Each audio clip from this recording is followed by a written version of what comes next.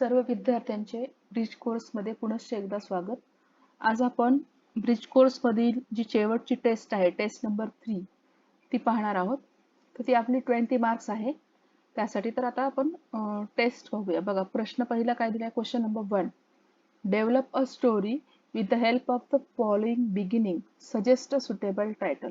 म्हणजे त्यांनी आपल्याला सुरुवात करून दिलेली आहे आणि ती स्टोरी आपल्याला डेव्हलप करायचीच आहे, परंतु त्याला सुटेबल टायटल सुद्धा द्यायचं आहे आणि त्याच्यासाठी आपल्याला त्यांनी 4 मार्क्स सांगितलेले आहेत.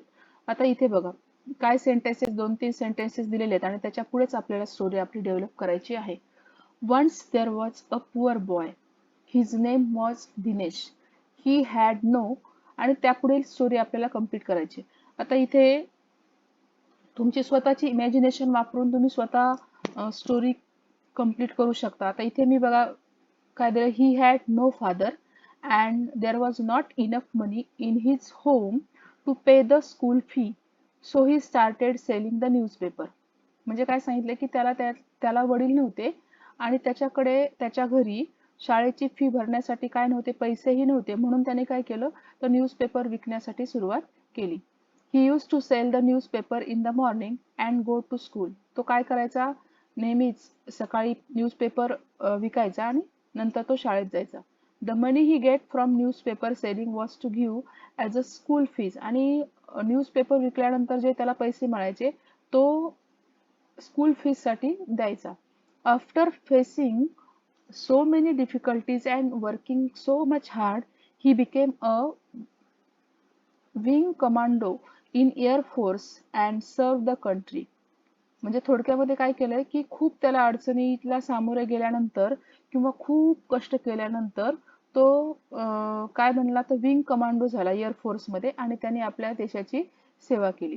He is now richest man of इथे बघा रॉंग झाले, युअर झाले. He is now richest man of the force. Never lose hope in life, work hard, you will always succeed. अशी थोडक्यात मी स्टोरी केलेली आहे. इथे तुम्हाला 4 मार्क्ससाठी ती स्टोरी दिलेली आहे. आता इथे बघा त्यांनी काय सांगितलं होतं आपल्याला, सजेस्ट सुटेबल टायटल. म्हणजे तुम्हाला तुमची जी स्टोरी दिलेली आहे त्याला टायटल सुद्धा द्यायचं आहे. इथे टायटल दिलंय की a self reliant Dinesh. Self reliant म्हणजे काय, स्वावलंबी दिनेश, स्वतःच्या पायावर उभा असणारा दिनेश. म्हणजे स्वतःच पैसे कमवले, स्वतःच शाळेची फी भरली आणि स्वतः शिकून तो मोठा झाला. त्यामुळे मी इथे काय त्याला टायटल दिले, अ सेल्फ रिलायंट दिनेश. आता क्वेश्चन 2 बघा.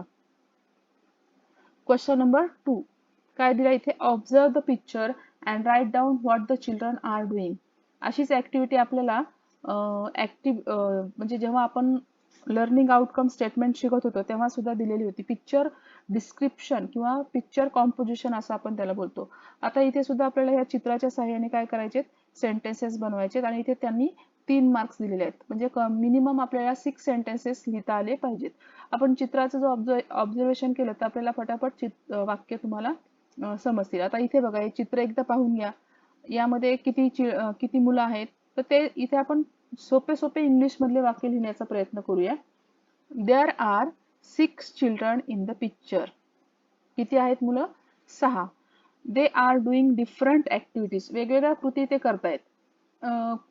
पुढे काय दिलं बघा, it seems afternoon time because shadow is so small near the legs of 2 boys. म्हणजे आता इथे मी माझं मत सांगितलंय की म्हणजे दुपारची वेळ आहे असं वाटतंय, कारण ती शॅडो जी आहे त्या 2 मुलांच्या पायाजवळ अगदी छोटी आहे, म्हणून ही दुपारची वेळ असावी असं मी सांगितलंय. त्यानंतर one child is painting under the tree. आता काय सांगितलं इथे, एक मुलगा झाडाखाली पेंटिंग करतोय. त्यानंतर the boy with glasses who is sitting under the another tree is reading a book. म्हणजे चष्मा लावलेला जो छोटा मुलगा आहे तो सुद्धा दुसऱ्या झाडाखाली बसलाय आणि तो काय करतोय, म्हणजे तो पुस्तक वाचतोय. 2 boys are playing with a ball. 2 मुलं काय करतायत, तर बॉल सोबत खेळतायत. The girl with yellow dress is playing the swing. म्हणजे इथे 2 मुलं बॉल सोबत खेळलेले दाखवलेले आहेत आणि ही येलो ड्रेस घातलेली मुलगी झोका खेळते. म्हणजे असं आपण थोडक्यात त्यांच्या ऍक्टिव्हिटी, वेगवेगळ्या डिफरंट ऍक्टिव्हिटी ज्या आहेत त्या सिंपल इंग्लिश सेंटेन्स मध्ये इथे लिहिलेल्या आहेत. मिनिमम तुम्हाला 6 वाक्य लिहावी लागतील पिक्चर कॉम्पोजिशन साठी किंवा पिक्चर डिस्क्रिप्शन साठी. Now look at the question number 3. Do as directed. Identify a quotation and an idiomatic expression from the below sentences and write down. म्हणजे तुम्हाला काय सांगितलंय की खाली जे तुम्हाला क्वेश्चन 1 आणि 2 दिलेले आहे त्याच्यामध्ये कोटेशन कोणतं आहे आणि इडियोमॅटिक एक्सप्रेशन कोणतं आहे ते तुम्हाला ओळखायचं आणि ते लिहायचंय. अशी ऍक्टिव्हिटी आपल्याला लर्निंग स्टेटमेंट मध्ये सुद्धा दिलेली होती. आता इथे बघा number 1, pull yourself together. हे काय आहे? इडियोमॅटिक एक्सप्रेशन आहे. आणि number 2, live as if you were to die tomorrow. म्हणजे तुम्ही उद्या मरणार आहात असं तुम्ही जगा. हे काय कोटेशन आहे बाय महात्मा गांधी. महात्मा गांधींनी बोललेलं हे कोटेशन म्हणजे त्यांचे शब्द आहेत की live as if you were to die tomorrow. तुम्ही उद्या मरणार आहात असं तुम्ही जगा. आता नेक्स्ट क्वेश्चन बघा, क्वेश्चन नंबर 4.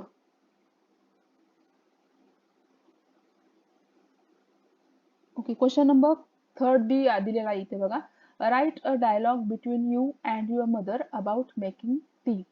याला सुद्धा 3 मार्क्स दिलेत त्यांनी. आता इथे काय सांगितले आपल्याला? डायलॉग रायटिंग दिली आहे की डायलॉग रायटिंग कोणामध्ये आहे? Between you and your mother. तुम्ही आणि तुमच्या आईमध्ये. कशासाठी? About making T. म्हणजे चहा बनवण्याच्या बाबतीत तुम्ही काय करायचे? आई आणि तुमचे जे डायलॉग आहे ते लिहायचं आहे. आता तुम्ही वेगवेगळ्या प्रकारे डायलॉग लिहू शकता. मी साधे सोपे इथे तुम्हाला डायलॉग सांगितलेत बघा. मदर काय बोलते? Mother says, come on Jay, I am going to teach you how to make tea today. मी आज तुला चहा कसा बनवायचा ते तुला सांगते. जय काय म्हणतोय बघा. But I know how to make tea, I have made it many time when you are not at home. Jay म्हणतो की मला चहा कसा बनवायचा तो माहिती आहे कारण तू घरी नसताना मी बऱ्याच वेळेस तो बनवलेला आहे. Mother says, let me see how you make it. तू कसं बनवतोस ते पाहू दे. Jay says, please stay for only 5 minutes, I will make and serve you. तो बोलतो की थांब 5 मिनिटं थांब, मी बनवतो पण आणि तुला देतो पण. Mother, okay, but don't forget to add ginger and lemon grass leaves. आता इथे लेमन ग्रास लीव्स म्हणजे चहापाती आणि जिंजर म्हणजे आलं.